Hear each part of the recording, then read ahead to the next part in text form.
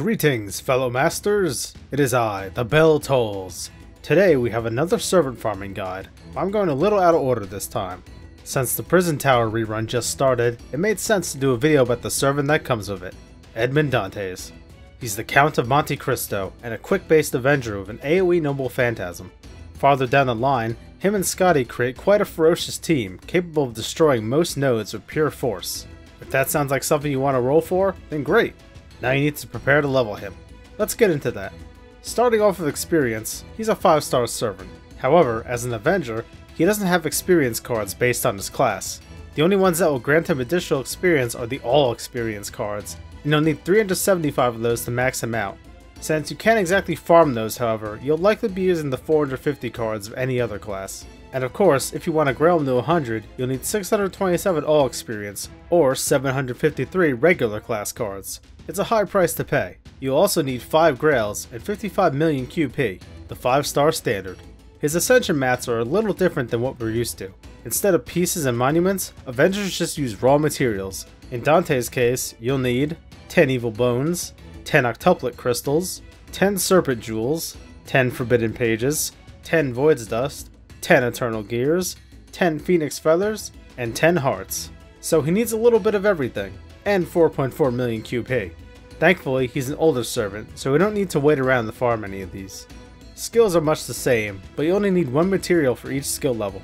In total, Dantes will need 30 Proof of Heroes, 30 Seeds of Yggdrasil, 36 Dragon Fangs, 36 Ghost Lanterns, 36 Meteor Horseshoes, 45 Homunculus Babies, 45 Claws of Chaos, 45 Dragon's Reverse Scales, 3 Lures, and 163,200,000 QP. As you can see, he requires a wide variety of materials to fully skill, but not a crazy amount of them. Okay, actually 45 of those gold mats is pretty rough, but he only needs those towards the end of his skill leveling. Now that we've gone over what he needs, let's cover where to get them, starting with the bronze mats. Evil Bones are by far the easiest in the grind, requiring more time than anything. You can find them in Fuyuki XC or Fuyuki XG. XC is the most AP efficient, but the drop rate is much higher in XG. Whichever you pick, the enemies never go past 11,000 health, so just bring some Berserkers and start clicking red cards. Void's Dust I've covered on this channel. Check out the card at the top for more detailed info. The short version is that Charlotte in America is the best spot, and you'll want some decent AoEs. You especially want a strong Saber AoE for the final wave, so someone like Saber Alter or Artoria will do well. Heroes Proofs I have not gone over yet, but I'll get there. Currently the best node is Pirate Ship in Okeanos. Similar to Evil Bones, the enemies here are kind of a joke. The highest health you'll see is 13,000. So again, get some Berserkers and click those Buster cards. If you want full confidence on Wave 3, bring someone like Spartacus, Arash, or literally anyone with an AoE NP and a battery on them. Dragon Fangs will be on my next video after this is about, but in the meantime, head over to Deming in America. It's an all-rider node, and only the last wave is particularly tough. Assassin Skullhawk will most likely be your go-to here, but I haven't figured out my comps yet, so who knows. That was the last bronze mat, so let's move on to the silvers. Fun fact, Dantes uses every silver mat that was available at the time of his original release. Let's just hit these one by one. We're starting with Octuplet Crystals, which can be farmed in Camelot, Holy City. It's also the best spot for Spirit Roots, so that's a bonus. The first 2 waves aren't a big deal, with enemies capping out around 26,000 health. The last wave has a large 236k health Spriggan, so you'll want a strong single target archer. Next up is Serpent Jewels. The best spot for these is Bog in Babylon. Yes, that's the full map name. The first 2 waves are Lancers that cap out at 46.7k, while the third wave is 2 Archers ranging from 67.4 to 104.2k health. Bring Archers and a good Lancer. The next silver material is our good friend Forbidden Pages. Luckily, you don't need many of them. The node is Hyde Park as usual, and it's all casters. See my video for more details, but the short version is to bring AoE riders. Santa Altar is a great choice for the last wave.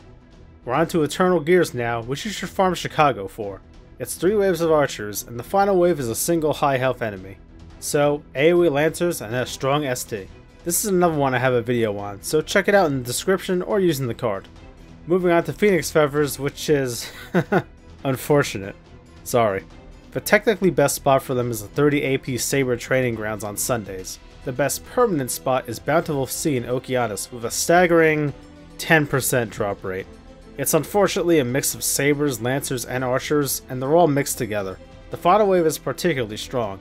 My best advice for now is to bring some Berserkers and a single target Lancer for wave 3. I'll obviously go more into detail on this when I make a proper video on it. Fortunately, our next mat is a little nicer, and by nicer I mean it has a spot with a decent drop rate. Seeds of Yggdrasil can be farmed at Fallen Babylon in, you guessed it, Babylon. They're about a 41% drop rate. This node is all riders, so that makes it slightly easier. The first wave isn't much, the second wave caps out at 30.3k health, and then wave 3 bumps it up to 79.2 to 92.4k health. Assassin Skullhawk might be a good choice here. Our next material is Ghost Lanterns. These can be found at my house, Mausoleum of the Evening Bell in Camelot. Please, take your shoes off at the door and don't break anything. I have a ghost problem, so be sure to bring some AoE casters with you. You'll need a strong one for wave 3, as the final mob is 114.5k health. We're almost done with the silver mats, I swear. Next up is Meteor Horseshoes, which I just recently covered. The best spot is Land of the Void, also in Camelot. This one has a mix of archers, riders, and assassins. I go into more detail in the video, but you'll want an AoE Berserker like Fran for wave 2, and then ideally Artoria Lancer Altar for wave 3. Finally, the last silver mat, Homunculus Babies. For farming these, we're going all the way back to Southwark in London. This one is a mix of Lancers and Archers, and each wave has at least one 56.2k health Homunculus. Wave 3 is entirely Lancers, however, so that's what you'll want to reserve your strongest AoE Saber for. I'll try to get to this one soon. Whew, done with the silver materials at last. The Count certainly likes variety, and luckily that doesn't extend the gold materials quite as much. First up are hearts. I'm just gonna... Look, I really hope you saved any hearts you got from the Moon Goddess rerun. The shop just happened to have enough for Dante's. If you didn't, there is still some hope, as the current Prison Tower rerun should get you 7 hearts if you complete the quests. That means you just need to brave the 40 AP caster training grounds for the remaining 3. Good luck. Our next material is Claw of Chaos, which we're heading back over to America for. Des Moines specifically. This node is interesting that it has 2 waves of a single high health enemy. I'll have to really sit down and figure this one out, but I feel like Prototype Coup can have some good utility against the Chimera. Then you'll need a single target Saber for wave 3. For the last material the Count of Monte Cristo needs, we'll be going to Nippur in Babylon for Dragon's Reverse Scales. I know I've explained this before, but I'll do it again. 2 waves of Lancers ranging from 25 to 39k health, then a final wave of a big old 288k Rider. It's a perfect spot for Jack to do some ripping and tearing, or for King Hassan to claim a head. Yes, I know he's called First Hassan in NA, but he'll always be the king in my heart. And now we're finally at the end of this exhaustive list of what Dante's needs. I have a sneaking suspicion that most Avengers are going to be like this, so it's a good thing there aren't many of them. Hopefully, if you manage to already roll him, or if you'll be lucky enough to roll him while the banner is still up, this guide will have helped you max him out. The Count of Monte Cristo deserves nothing less, especially if you're considering his damage output in the Scotty era. With that, thank you for watching. I'll try to continue the materials for MHX Altar while she's still on the horizon, but don't let that stop you from requesting materials in the comments. While you're at it, maybe you can like the video, and possibly subscribe if you enjoy content like this. It's up to you. So farewell for now, fellow masters. May your farming be bountiful, and may the bell never toll for you. Until next time.